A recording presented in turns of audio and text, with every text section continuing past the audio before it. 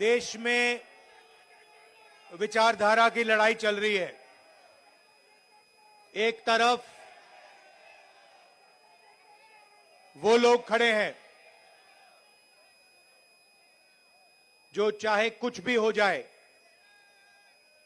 चाहे कुछ भी हो जाए, इस संविधान की रक्षा करेंगे। संविधान में साफ लिखा है, पहले पेज पे लिखा है कि हिंदुस्तान हर हिंदुस्तानी का है, चाहे उसकी कोई भी जात हो, कोई भी धर्म हो, अगर वो हिंदुस्तानी है तो इस देश में उसकी रक्षा होनी चाहिए, उसको प्रोटेक्शन मिलनी चाहिए।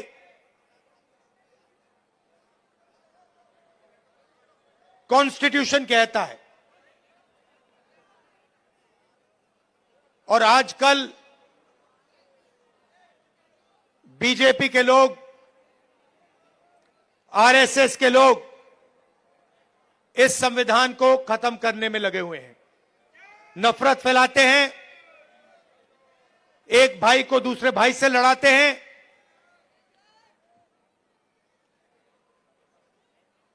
डराते हैं।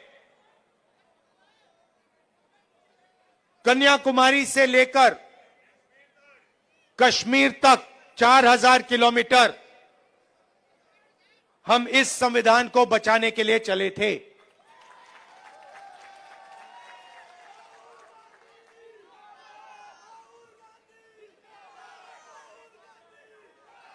अंबेडकर जी के संविधान पर रोज नरेंद्र मोदी, बीजेपी और आरएसएस के लोग आक्रमण करते हैं।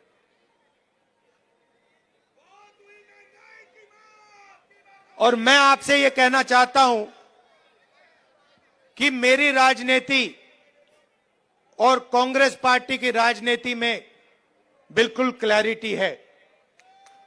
हमारे लिए इस देश के सब लोग एक समान हैं। इस देश में मोहब्बत नफरत को काटेगी, हराएगी। मोहब्बत हिंसा को काटेगी और हराएगी। और आप मेरी पूरी लाइफ की राजनीति देख लेना, मैं आज की बात नहीं कर रहा हूं। जब तक मैं जिंदा हूं, आप लिख के ले लो, अगर किसी भी हिंदुस्तानी पर आक्रमण होगा, चाहे वो कोई भी हो, किसी भी धर्म का हो, मुसलमान हो, हिंदू हो, सिख हो, ईसाई हो, चाहे वो किसी भी जात का हो, दलित हो, पिछड़ा हो, राहुल गांधी वहां आपको उसकी रक्षा करते हुए मिलेगा। मेरे लिए हिंदुस्तान का यही मतलब है कि इस देश में नफरत ना हो और गरीब से गरीब व्यक्ति, हर धर्म का व्यक्ति, हर जात का व्यक्ति बड़ा से बड़ा सपना देख सके।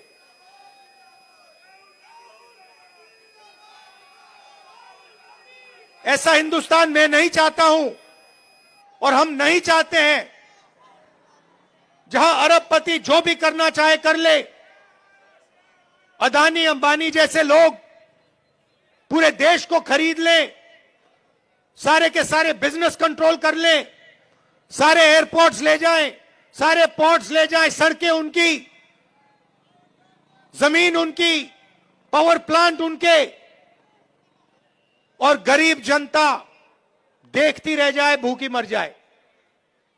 ऐसा हिंदुस्तान हमें नहीं चाहिए और ऐसा हिंदुस्तान हम नहीं होने देंगे।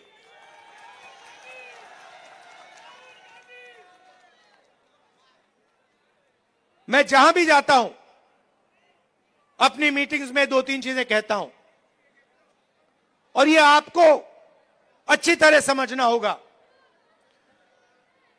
इस देश में गरीब लोगों की भागीदारी नहीं है। अभी आपने कहा, महंगाई की बात की और आपने कहा कि महंगाई बढ़ती जा रही। मैं आपसे पूछना चाहता हूं, महंगाई बढ़ रही है, कम हो रही है? महंगाई के बारे में नरेंद्र मोदी जी ने और केजरीवाल जी ने क्या कहा था? कहा था कि महंगाई कम करेंगे। हुई महंगाई कम? बढ़ती जा रही है और गरीब लोग गरीब होते जा रहे हैं और अमीर लोग अमीर होते जा रहे हैं। 100 लोग हैं, 150 लोग हैं अरबपति जो हिंदुस्तान को कंट्रोल करते हैं। देश का पूरा फायदा उनको मिलता है। अदानी, अंबानी, नरेंद्र मोदी जी की मार्केटिंग करते हैं।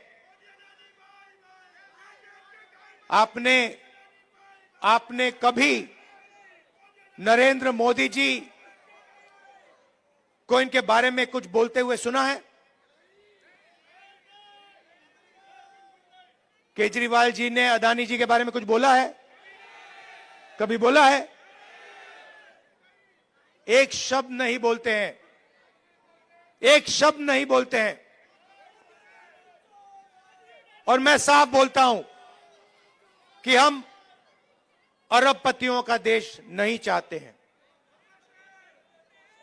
मैं जाति जनगणना की बात करता हूं और मैंने उदाहरण दिया, इस देश में कम से कम 50% पिछड़े वर्ग के लोग हैं। 50% पिछड़े वर्ग के लोग हैं। 15% दलित हैं, 8% आदिवासी हैं, 15% माइनॉरिटी हैं। आप सरकार की कोई भी संस्था देखो, बड़े से बड़े बिजनेस देखो, जुडिशरी देखो, आपको पिछड़े वर्ग के लोग, दलित, आदिवासी, माइनॉरिटी के लोग नहीं मिलेंगे। मैंने उदाहरण दिया था, हिंदुस्तान की सरकार को 90 आईएएस अफसर चलाते हैं। पूरा का पूरा बजट ये बांटते हैं। सड़कों में कितना पैसा जाएगा,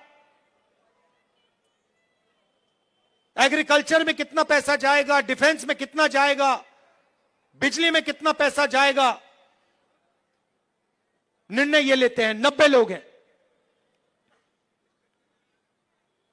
90 में से 50% आबादी पिछड़े वर्ग की है देश में। 90 में से 3 पिछड़े वर्ग के हैं। आबादी आपकी 50%, आबादी आपकी 50%, भागीदारी आपकी 90 में से 3। और बजट की बात आती है तो जो ओबीसी वर्ग के अफसर हैं वो 100 रुपए में से 5 रुपए का निर्णय लेते हैं। दलितों की आबादी 15% है। 90 में से 3 अफसर उनके 100 रुपए में से 1 रुपया का निर्णय वो लेते हैं। मतलब अगर आपने पिछड़ा वर्ग, दलित वर्ग मिला दिया, जिनकी आबादी 65% है, उनकी भागीदारी 6% है। 100 रुपए में से 6 रुपए का निर्णय ये लोग लेते हैं। बड़ी बड़ी कंपनियां हैं, अदानी, अंबानी, टाटा, बिरला, 500 सबसे बड़ी कंपनियों की लिस्ट निकालो और आपको दिखेगा कि मालिकों में आपको एक आदिवासी, एक दलित, एक पिछड़ा, एक माइनॉरिटी का व्यक्ति नहीं मिल सकता। मैनेजमेंट टीम के नाम निकालो,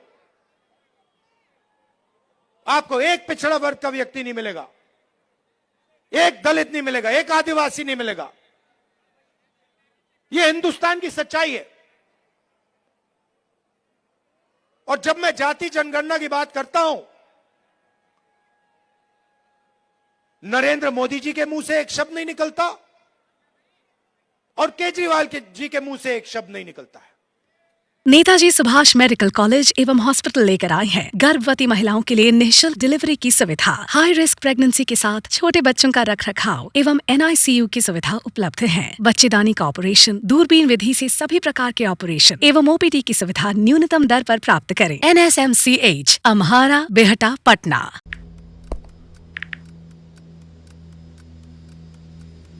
हैप्पी न्यू ईयर भाई। Happy new year. काहे रे भाई, तोर जिंदगी में ऐसा का हो गइल कि तोरा की नौका साल हैप्पी लाग रहल बा? मतलब ई कि नयका साल त आ गइल, हाँ, लेकिन बदले वाला का बा?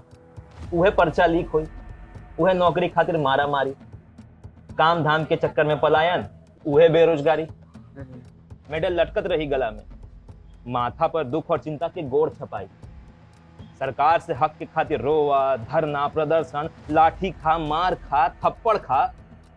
20 साल से दुख चिपकल बा, कहवा से हैप्पी हो रे भाई? बात तो तू एकदम सही बोला था। अब बता, बिहार के युवन के न्यू ईयर कब हैप्पी हुई?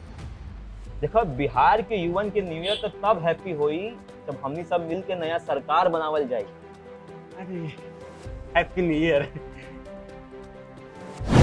नया साल, नई सरकार, नया संकल्प, नया बिहार। 26 वर्षों में 17,000 से अधिक डॉक्टर बना चुका बिहार एवं झारखंड के छात्रों एवं अभिभावकों के बीच सर्वाधिक विश्वसनीय एवं लोकप्रिय संस्थान गोल, नेशंस लीडिंग इंस्टीट्यूट। हमारा विश्वास गोल के साथ।